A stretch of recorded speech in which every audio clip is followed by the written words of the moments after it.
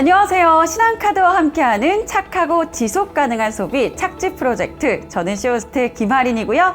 네, 안녕하세요. 저는 서울대학교 농경제사회학부 푸드비즈랩 문종훈 교수입니다. 반갑습니다. 반갑습니다, 교수님. 네. 교수님, 한동안 너무너무 덥더니만 그새 완연한 가을 날씨가 된 것 같아요. 오늘 스튜디오 분위기도 가을가을한 거 보니까 가을에 맞는 주제 맞을까요? 네, 맞습니다. 네, 하린님께서는 밥을 잘 챙겨 드시는 편인가요? 저는 밥을 거르지 않고 제때제때 꼭 챙겨 먹는 편입니다. 한국인은 흔히 밥심으로 산다라고 할 정도로 밥이 굉장히 이제 중요하죠. 가을 이야기 하셨고 밥을 이야기하셨고 그렇다면 오늘 주제는 쌀일 것 같은데요. 네. 근데 교수님께서는 그냥 흔한 쌀을 준비해 오지는 않으셨을 것 같아요. 그렇습니다. 오늘 그냥 쌀이 아닌 좀 특별한 쌀, 향미 계통의 천지향 쌀을 준비했는데요. 저탄소 농법으로 재배한 천지향 쌀을 만나러 해남으로 착지여행을 떠나보도록 하겠습니다.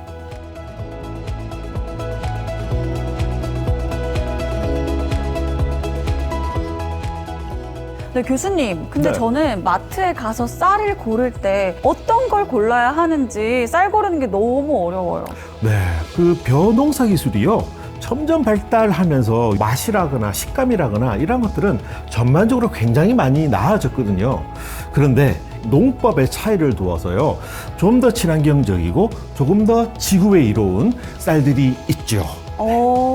그렇다면 지구에 좀 더 이로운 제품을 먹는 게 좋을 것 같은데 네. 해남 천지향 쌀은 얼마나 좀 더 특별한 점이 있을까요? 네, 해남 천지향 쌀을요. 보통 똑똑한 쌀, 착한 쌀이라고 부르는데요. 제가 직접 설명하는 것보다는 먼저 영상을 좀 보시면서 이야기를 나누도록 하시죠.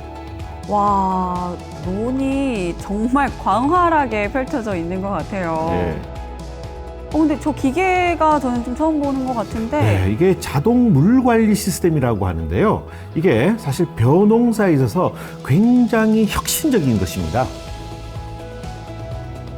농사를 짓는 과정에서 환경에 부담을 주기도 한다는 사실 혹시 알고 계신가요?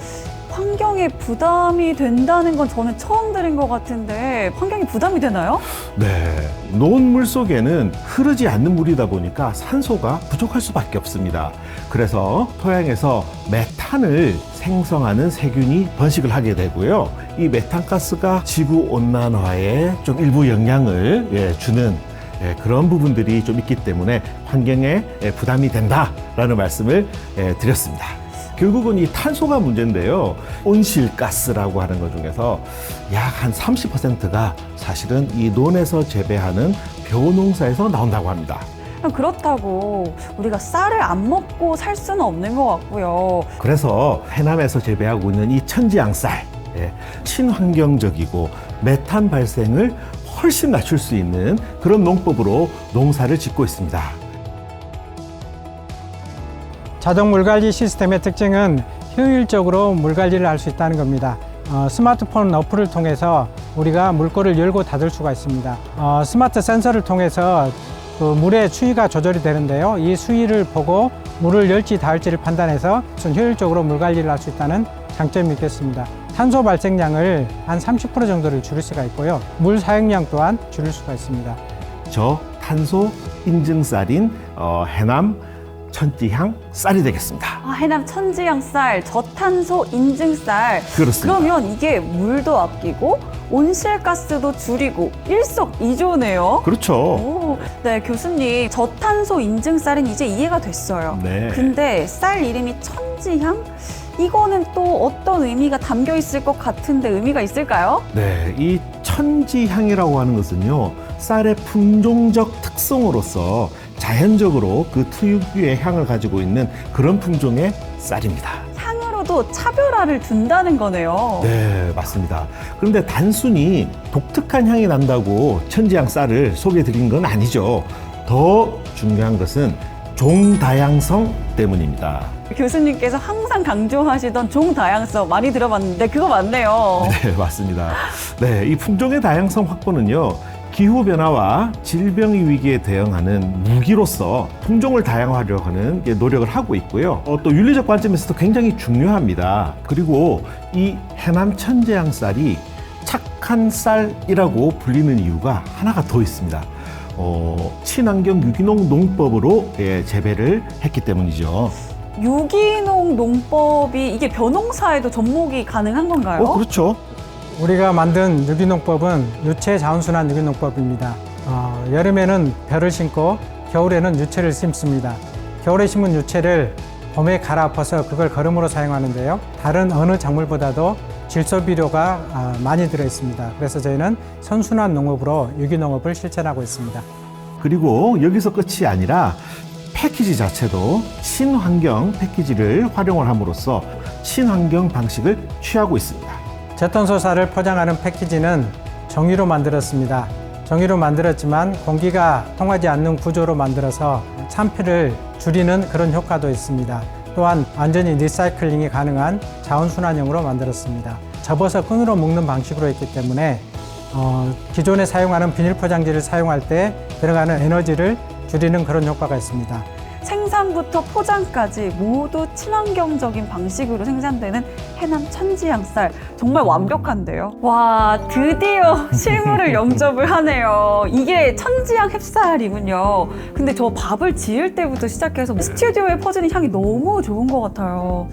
근데 여기 보시면은 윤기가 장난이 아니에요. 제가 한번 좀 먹어보면서, 자, 김치를 하나 싹 올려가지고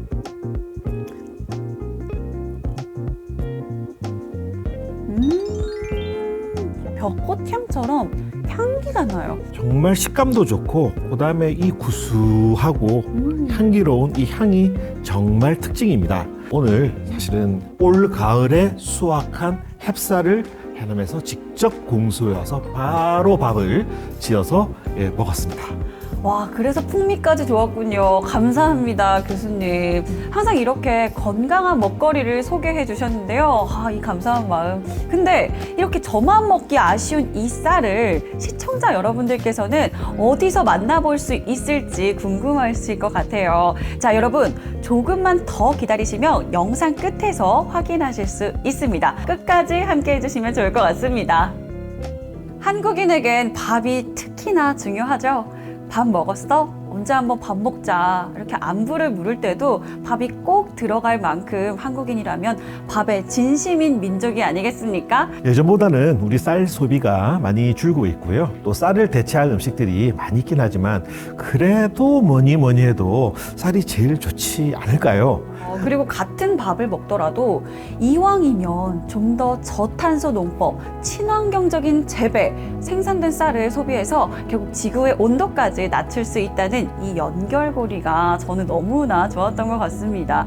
오늘 이 좋은 쌀을 소개해 주셔서 너무나 감사합니다, 교수님. 네, 감사합니다. 네, 착하고 지속 가능한 소비 착지 프로젝트, 저희는 다음 시간에 더욱 새로운 주제로 다시 찾아뵙도록 하겠습니다. 모두 감사합니다. 감사합니다.